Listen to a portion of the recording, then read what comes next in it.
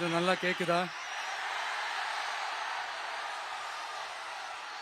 ஏன்னா காலையில நான் பேசும்போது நான் பேசுறதே ஒரு 2 செகண்டுக்கு அப்புறம் தான் எனக்கே கேட்டுச்சு. Hello hello hello hello hello கேக்குதா? இல்ல காலையில நான் பேசும்போது நான் பேசுறதே எனக்கே ஒரு 2 செகண்ட் கழிச்சு தான் கேட்டுட்டு இருந்தது. அதனால கொஞ்சம் கன்ஃபியூஸ் ஆயிட்டேன்.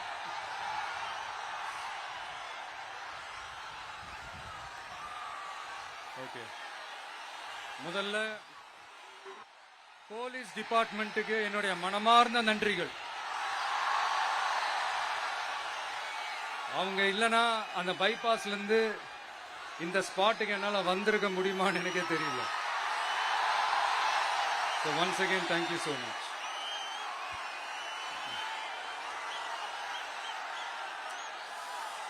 கரூர் அமராவதி ஆத்தங்கரையில் இருக்கிற ஒரு ஊரு. அது மட்டும் இல்ல, இங்க ரொம்ப முக்கியமான டெக்ஸ்டைல் மார்க்கெட் ரொம்ப ஃபேமஸ், எல்லாருக்குமே தெரிஞ்ச ஒரு விஷயம் தான். அந்த மாதிரி கரூரை பத்தி பெருமையா சொல்லிக்கிறதுக்கு நிறைய விஷயங்கள் இருக்கு. அதுல எந்த மாற்று கருத்துமே கிடையாது. ஆனா இப்ப ரீசன்ட் டைம்ல பாத்தீங்கன்னா இந்தியாவிலேயே கரூர் அப்படின்னு சொன்னாலே ஒரே ஒரு பேர் தான் ரொம்ப ஃபேமஸா ஜொலிக்குது. அதுக்கு யார் காரணம்?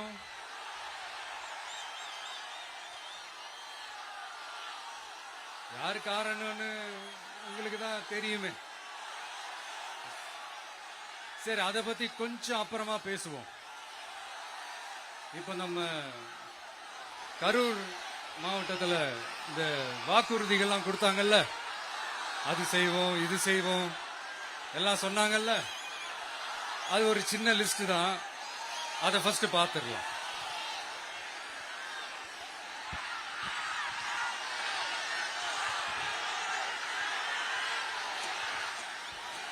இந்த கரூர் மாவட்டத்தில் இந்த பேரீச்சை வளர்க்க சிறப்பு திட்டம் செயல்படுத்தப்படும். இத்திட்டத்தின்படி பேரீச்சை வளர்க்க நிதி உதவி வழங்கப்படும். வாக்குறுதி நம்பர் 81. பேரீச்சை மரத்தை விடுங்க,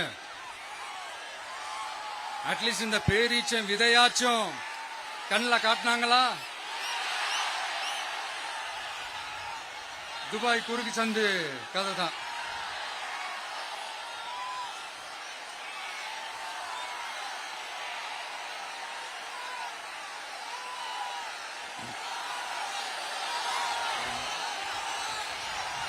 போறீங்களா?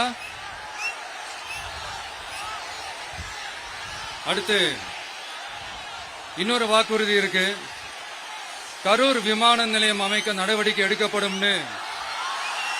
வாக்குறுதி நம்பர் 448. ஆட்சியே முடிய போகுது. 4.5 வருஷம் முடிஞ்சிருச்சு. இப்ப போய் ஒன்றிய அரசு கிட்ட அமைச்சர் போய் கோரிக்கை வைக்கிறாரு. என்னன்னு? ஏர்போர்ட் கட்டணும். ஐயா அமைச்சரே, இதுதான் உங்க டக்கா?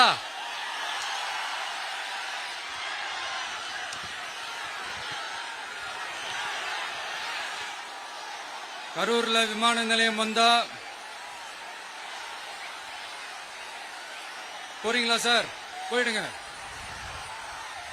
அதான் கேட்டேன், அப்பவே கேட்டேன், போயிடுங்க. நண்பா கொஞ்சம் வழி விட்டுருங்க. நண்பா கொஞ்சம் வழி விட்டுருங்க.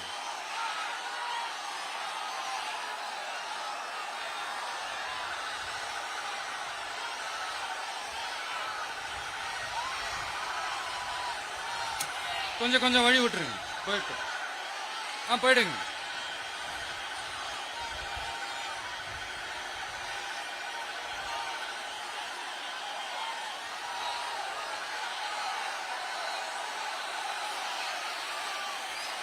Super super super.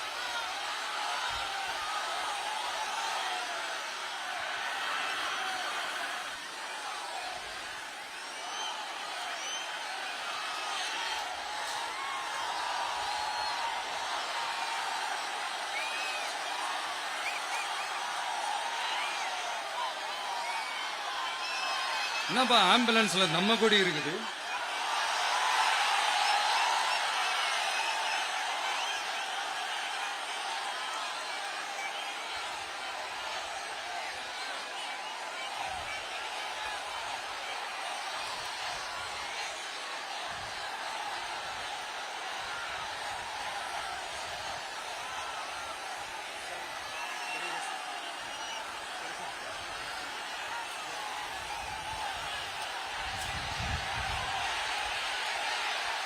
என்னாச்சு? பா தண்ணி கொடுங்கப்பா, தண்ணி பாட்டில் கொடு, தண்ணி பாட்டில் கொடு.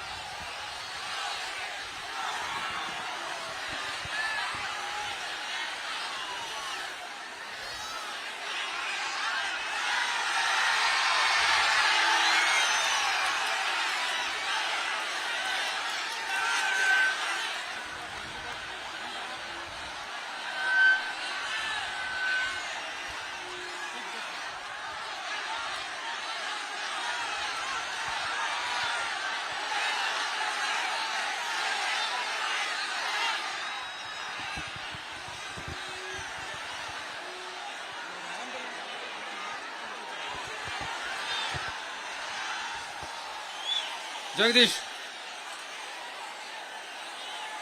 இங்க உடனே ஒரு ஆம்புலன்ஸ் கூப்பிட்டுருப்பா.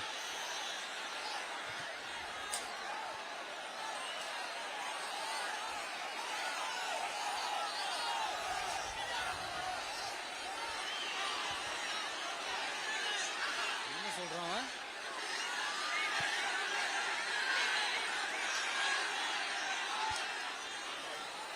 क्राउड वॉश हो गया सर, 5 मिनट थोड़ा स्पीच होल्ड करिए। Mic check, mic check, mic check.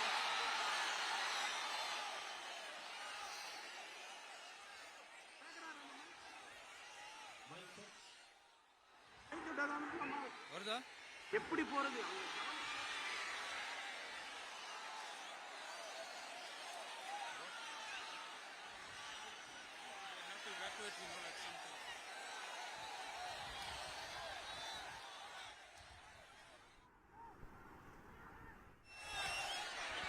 Udaya, தண்ணி பாட்டில், வாட்டர் பாட்டில்.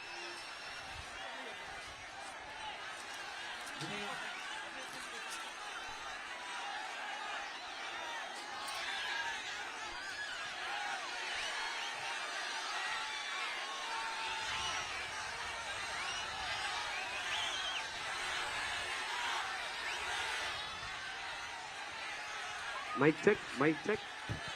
கேட்கலப்பா. என்னப்பா? ஆ? Coming coming coming. ஆம்புலன்ஸ் வருது வருது வருது.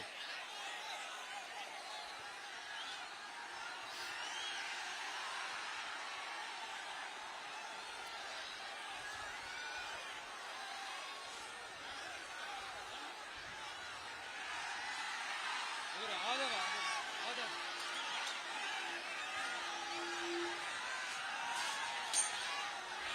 பேசலாமா?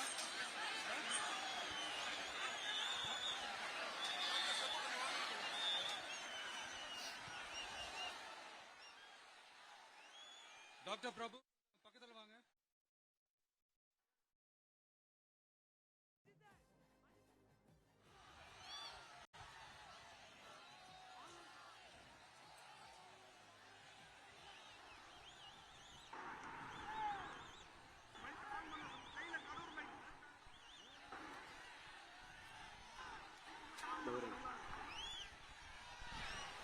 மைக் ஆன் பண்ணுங்க.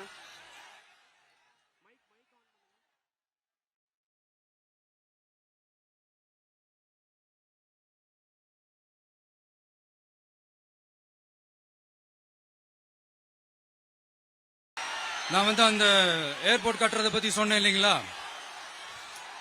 அது வந்து இங்க கட்டின அந்த அந்த ஜவுளி தொழில்லாம் ரொம்ப நல்லா டெவலப் ஆகுன்றது உண்மையான விஷயம்தான். But at the same time இந்த பரந்தூர் மாதிரியே இந்த மக்கள் பாதிக்காத வண்ணம் அந்த இடங்களா பார்த்து அந்த ஏர்போர்ட் கட்டினா இன்னும் நல்லா இருக்கும். அப்புறம் நம்ம கரூர் பிரச்சனைக்கு வருவோம். இந்த மணல் கொள்ளை தாங்க கரூரோட தீராத தலைவலி. மணல் கொள்ளை கரூரை வறண்ட மாவட்டமாக்கிட்டது மட்டும் இல்லாம சட்டவிரோத கல் குவாரிகள் கரூரின் கனிம வளத்தை அழிச்சுக்கிட்டு இருக்கு. இதுக்கு காரணம் யாரு சிஎம் சார்? 11 மணிக்கு பதவி ஏத்துக்கிட்டா 11:05 மணல் கொள்ளை அடிக்கலாம்னு ஓபனா சொன்னவங்க தானே உங்க ஆளுங்க. 2026 மணல் கொள்ளை அடிக்கிறவங்க கிட்ட இருந்து அதுல வர்ற பணத்தை வச்சு தமிழ்நாட்டு மக்களை விலைக்கு வாங்கிடலாம்னு கனவு காண்றவங்க கிட்ட இருந்து நம்ம காவிரி தாய்க்கும் கரூருக்கும் விடுதலை வேண்டுமா வேண்டாமா? கிடைக்கும், கவலைப்படாதீங்க. தமிழ்நாட்டின் 3வது பெரிய ஏரி இங்க இருக்கிற பஞ்சப்பட்டி ஏரி. அதோட பரப்பு 1000 ஏக்கருக்கு மேல. அந்த ஏரி நல்லா இருந்தா விவசாயம் செழிப்பா இருக்கும். விவசாயம் செழிப்பா இருந்தா மொத்தமா பல லட்சம் குடும்பம் சந்தோஷமா இருக்கும். ஆனா பல வருஷமா அதை சீரமைக்காம அதுக்கு தண்ணி வர்ற வழிகளை சரி செய்யாம போட்டு வச்சிருக்கிறாங்க இந்த ஆட்சி செய்யறவங்க. நம்ம ஆட்சி, அதாவது உங்க ஆட்சி வரும் அன்னைக்கு இந்த பஞ்சப்பட்டி ஏரிக்கு உயிர் வரும். உங்க முகத்தில் நிம்மதி சந்தோஷம் எல்லாம் திரும்ப வரும். ஜவுளி தொழில் கரூர் நகரை வளர்த்தெடுக்குது. இருந்தாலும் மக்கள் பாதிக்காத வண்ணம் ஜவுளி தொழிற்சாலைகள் இருந்து வெளியேறிய கழிவுகளை சுத்திகரிக்க அறிவியல் பூர்வமான நடவடிக்கைகள் எந்த அரசும் எடுக்கவே இல்லை என்ற கவலை மக்கள் கிட்ட இருக்கு. இதை தீர்க்கக்கூடிய பிரச்சனைகள் எல்லாம் அலசி ஆராய்ந்து உண்மையாகவே நாம அவற்றை முன்னெடுப்போம். இப்ப நான் ஒரு விஷயத்தை பத்தி முன்னாடியே பேசலாம்னு சொன்னேன்ல, இப்ப அந்த விஷயத்துக்கு வருவோம். இப்போ கரூர்ல வழி விட்டுருங்க அகைன். அப்ப நம்ம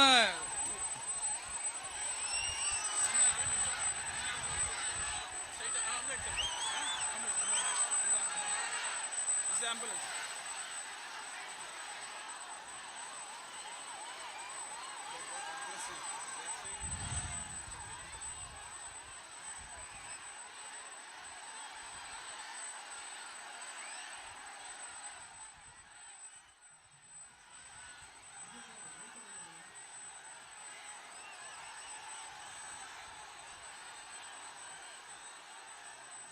கொஞ்சம் வழி விட்டுருங்க நண்பா, ப்ளீஸ் ப்ளீஸ் ப்ளீஸ் கொஞ்சம் வழி விட்டுருங்க.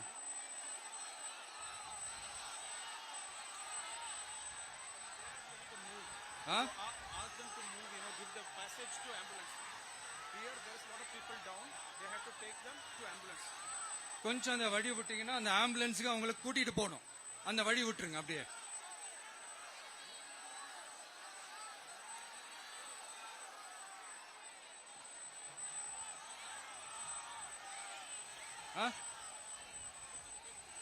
ஓகே.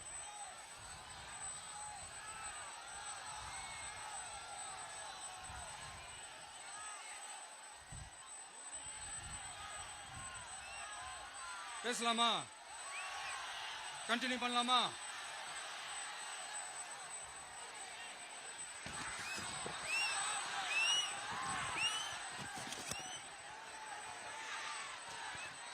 இங்க கரூர்ல இருக்கிற முக்கியமான பிரச்சனைகளை பத்தி நம்ம பார்த்தோம் இல்லையா? இன்னொரு முக்கியமான பிரச்சனைக்கு காரணமா இருக்கிற ஒருத்தரை பத்தி நம்ம பேசாம போனா நல்லாவா இருக்கும்?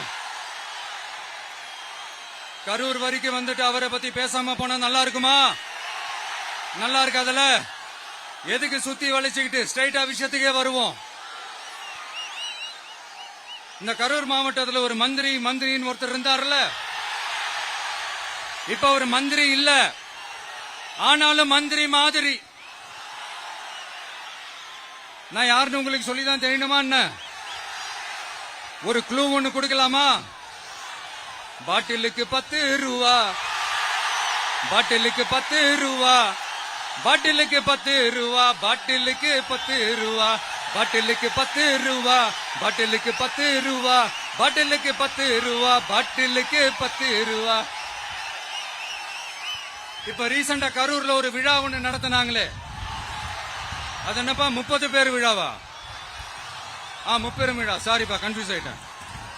அந்த விழாவில் மாண்புமிகு சிஎம் அவர்கள் இந்த மாஜி மந்திரியை பத்தி உச்சி மேல தூக்கி வச்சு மெச்சினதெல்லாம் நம்ம காதால கேட்டோம் இல்லையா? இதே சிஎம் அவர்கள் இதே கரூருக்கு வந்தப்போ, எதிர்கட்சியா இருந்தப்போ, அந்த மாஜி மந்திரியை பத்தி என்னெல்லாம் சொன்னாரு, என்னெல்லாம் கேட்டாரு. ஐயா ஃபேக்ட் செக் நண்பர்களே, இதெல்லாம் நீங்க பெருசா ரிசர்ச் பண்ணணும்னு அவசியமே இல்ல. யூடியூப் ஓபன் பண்ணி பாருங்க, தெரிச்சிருவீங்க, மிரண்டுருவீங்க. இந்த திமுகவுக்கு இந்த மாஜி மந்திரி இப்ப என்னவா இருக்கிறாரு அப்படின்னு மக்கள் பேசிக்கிறாங்க தெரியுமா? இந்த திமுக குடும்பத்துக்கு ஊழல் பண்ற பணத்தை எல்லாம் 24x7 டெலிவரி பண்ற ஒரு ஏடிஎம் மெஷினா இருக்கிறாரா அப்படின்னு நான் சொல்லுங்க, ஊருக்குள்ள பேசிக்கிறாங்க. சரி, இங்க ஓகே. இன்னொரு முக்கியமான விஷயம், இங்க போலீஸ் பாதுகாப்புலாம் இருக்கா இல்லையா? போலீஸோட கைகள்லாம் கட்டப்பட்டிருக்குன்னு நினைக்கிறேன். போலீசார் மக்கள் தான் சார் எஜமானர்கள். மக்களுக்காக மட்டும்தான் பயப்படணும், வேற யாருக்காகவும் பயப்படணும்னு அவசியமே கிடையாது. இன்னும் 6 மாசம் தான், ஆட்சி மாறும், காட்சி மாறும், அதிகாரம் கை மாறும், உண்மையான மக்களாட்சி, மனசாட்சி உள்ள மக்களாட்சி அமையும். அப்ப தெரியும் எல்லாருக்கும் சுதந்திரமும் பாதுகாப்பும் 100% வரும். தேங்க்யூ நண்பா, கான்பிடண்டா இருங்க, நல்லதே நடக்கும், வெற்றி நிச்சயம். அஷ்மிகா 9 வயசு ஒரு பொண்ணு காணுமா, நீங்களே நம்ம தோழர்கிட்ட சொல்லி கண்டுபிடிச்சு கொடுக்க சொல்லுங்க. அஷ்மிகா 9 வயசுல ஒரு பொண்ணு காணுமா? தம்பிகளா கொஞ்சம் தேடி கண்டுபிடிச்சு கொடுத்துருங்க. அஷ்மிகா